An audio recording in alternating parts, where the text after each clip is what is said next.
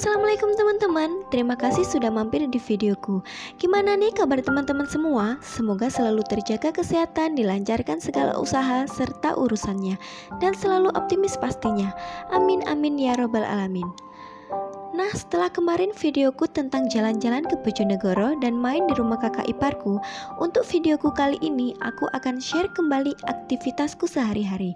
Mulai dari bersih-bersih, lanjut belanja beberapa kebutuhan bulanan, dan aku mau recook resep ayam geprek dari channel Olis Kitchen. Nanti aku tulis channelnya di description box dan teman-teman bisa langsung kunjungi channelnya untuk bisa lihat resep-resep yang lain. Untuk masak hari ini, resepnya ada yang aku improve ya teman-teman, menyesuaikan bahan yang ada di rumah aja, tapi tidak mengurangi kenikmatan dari ayam itu sendiri kok. Rasa ayam geprek ini tuh mantul dan nagih banget. Cobain masak juga deh kalau gak percaya. Dan kalau udah makan ini, nasinya auto nambah-nambah. Sebenarnya aku udah sering masak dengan resep ayam geprek ini dan gak pernah gagal. Malah kata saudara-saudaraku yang pernah aku masakin ini, aku disarankannya untuk jualan. Mungkin untuk sekarang ini belum ya, tapi tidak menutup kemungkinan jika nantinya aku mau jualan dengan resep ini. Nah, jika teman-teman penasaran dengan resepnya, tonton videonya sampai habis ya. Oke, next ini aku mulai dari bersih-bersih kamar dulu. Mulai dari rapiin spray, menata bantal, dan selimut. Juga nggak ketinggalan sapu-sapu debu yang ada di sekitar barang-barangku. Kalau bersihin debu pakai cara manual gini tuh kelemahannya saat proses nyapu. Ada beberapa partikel debu yang berterbangan kembali ke barang-barangku. Jadi kayak gak bersih-bersih dan gak beres-beres gitu loh teman-teman. Mau pakai vacuum cleaner, ribet nenteng-nenteng ke sana kemari. Soalnya yang aku punya yang masih pakai kabel. Dan juga perlu gonta-ganti kepala untuk jangkau beberapa tempat yang sulit. Tapi ya enaknya debu udah gak lari kemana-mana lagi.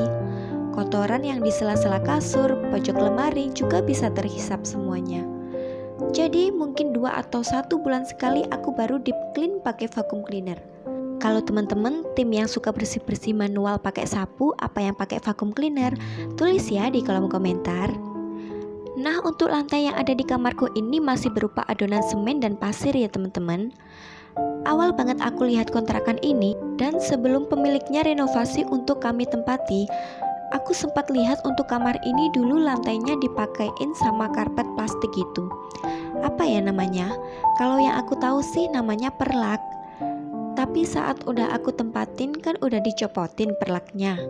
Di situ aku mau pasang yang baru, cuma berat banget mau mindah-mindahin lemari dan perabotnya. Soalnya kan harus kosong ya, biar rapi dan enak masang perlaknya. Kalau suami aku sendiri yang mindah-mindahin juga kesulitan. Kalau sama aku sama aja juga gak akan bergerak. Jadi keputusannya ya polosan gini aja dulu. Aku suka-suka aja dan enak-enak aja. Cuma pas ngepel itu loh agak susah dan aneh. Karena airnya langsung rembes atau nyerep di lantainya. Ini aku sudah proses nanyain jadwal libur saudaraku untuk aku mintain tolong bantuin mindah-mindahin barang untuk nantinya aku pasang perlak.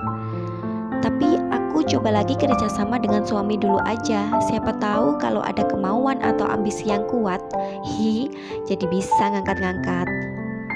Kira-kira perlak corak kayu gitu bagus kali ya teman-teman. Kayak vinil-vinil gitu loh. Ditunggu ya video makeover kamarnya. Oke, aku lanjut dengan cuci-cuci piring. Maaf ya teman-teman kalau videonya agak gelap. Padahal ini aku udah nyalain lampu yang cukup terang. Tapi ternyata hasilnya masih tetap kayak gini. Bisa dilihat sendiri ya teman-teman kalau aku nyucinya itu jongkok. Makanya aku bilang di video house tour kontrakan itu kalau capek ya tinggal duduk aja. Nyatanya gitu. Kalau cucianku banyak ya aku sambil duduk lesehan. Gak campur cucian juga maksudnya. Di lantai atasnya itu loh teman-teman. Makanya sebisa mungkin aku gak punya banyak cucian. Kadang gitu pas masak dan proses goreng atau juga rebus-rebus, aku sambil nyicil-nyicil barang yang sekiranya udah selesai dipakai. Jadi enak di akhir tinggal nyantai sedikit cuciannya. Lanjut ini aku mau belanja beberapa kebutuhan bulanan. Kebetulan pas gak habis semua dan bareng-bareng. Jadi cukup ringan lah. Alhamdulillah. Ini waktu aku dubbing tuh keadaan lagi hujan ya teman-teman. Jadi mohon maaf ya kalau nanti ada suara yang kurang berkenan. Untuk tempat belanjanya sendiri ini cukup jauh dari kontrakanku. Jadi beda desa gitu. Aku tahu tempat belanja ini saat aku dulu ngekos dekat-dekat situ. Meskipun tempatnya agak masuk-masuk gang, tapi barang jualannya cukup lengkap dan harganya juga terjangkau. Sampai-sampai banyak pedagang yang kulakan barang di sini juga.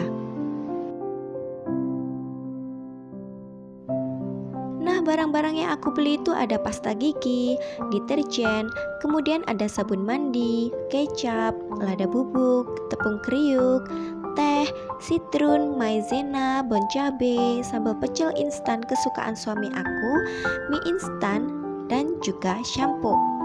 Nah, untuk tepung kriuknya ini yang akan kita pakai untuk memasak ayam geprek nantinya. Oke, ini aku mau masak nasi dulu ya teman-teman. Nah, kebetulan ini berasnya hasil panenan bapakku sendiri. Jadi kalau beras panenan sendiri bukan dari pabrik, gini tuh memang agak kotor. Kotornya juga kayak ada sedikit sisa sekam atau beberapa kerikil yang ke bawah. Jadi nyucinya juga harus berulang dan benar-benar bersih. Dan juga beras kayak gini tuh rawan berkutu karena tanpa proses yang lain-lain. Gak apa-apa lah kan juga bisa dibersihin sambil nyuci. Nunggu nasinya matang, kita ke proses berikutnya, yaitu marinasi ayamnya terlebih dahulu. Ini aku pakai ayam bagian paha. Terserah teman-teman ya mau pakai yang bagian apa. Cuman yang sering dipakai itu bagian dada atau juga paha. Kalau yang paha ini rasanya tuh lebih gurih dan cenderung dagingnya lebih juicy. Balik lagi ya ke pilihan teman-teman. Gak mempengaruhi bumbu yang dipakai juga kok. Untuk bahan marinasinya itu ada garam, kaldu jamur, atau kalau gak ada bisa pakai roiko atau masako rasa ayam juga boleh. Kemudian ada bawang putih, kalau bisa yang bubuk karena lebih bisa meresap ke ayamnya. Tapi kalau gak ada ya bawang putih ditumbuk yang halus. Kemudian ada lada, kecap asin, minyak wijen, dan juga bubuk cabai. Nah, di video aslinya itu pakai bubuk paprika ya teman-teman. Cuma aku adanya bubuk cabai Aida, ya aku pakai ini. Kalau teman-teman gak suka pedas juga bisa di skip loh. Dan untuk informasi aja, untuk resep kali ini aku pakai 1 kg paha ayam. Nanti aku sertakan juga resep lengkapnya di bawah. Nanti kalau teman-teman mau buat cuma setengah kilo, ya tinggal dibagi aja dari resep yang ada. Begitu seterusnya. Dan jangan lupa untuk dagingnya itu ditipisin biar semakin memudahkan bumbu untuk meresap ya teman-teman. Oke, ini semua bumbu dimasukin sesuai takarannya. Lebih atau kurang-kurang sedikit itu nggak apa-apa. Apalagi kalau masih pertama kali nyoba buat, itu wajar banget. Pokok terus belajar dan semangat.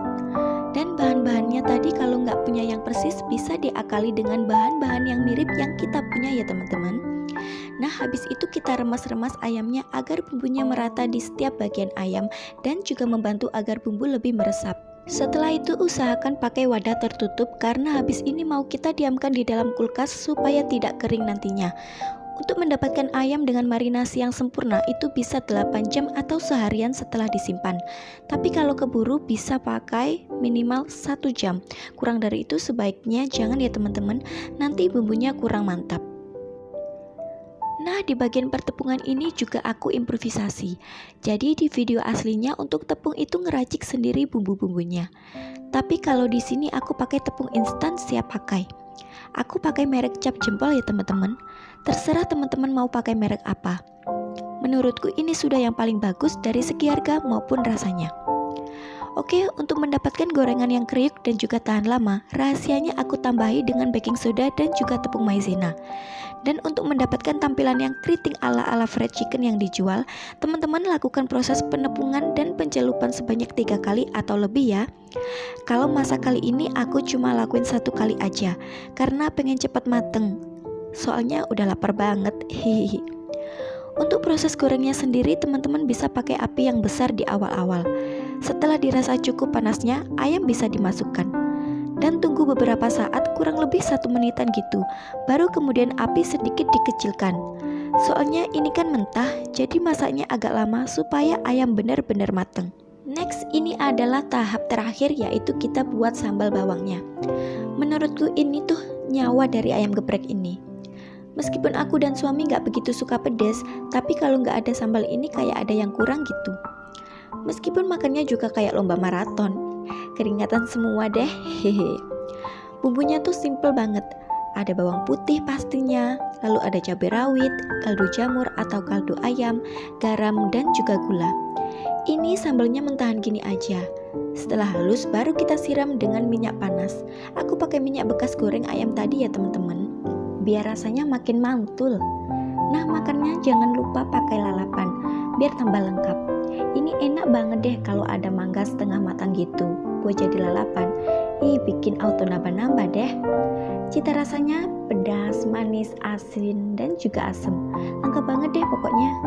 Sayang belum ada mangga yang jatuh di depan rumah. Hehe. Oke, ini aku lanjut makan ya teman-teman. Jangan ngiler. Yuk buruan praktek, dijamin berhasil dan ketagihan pastinya.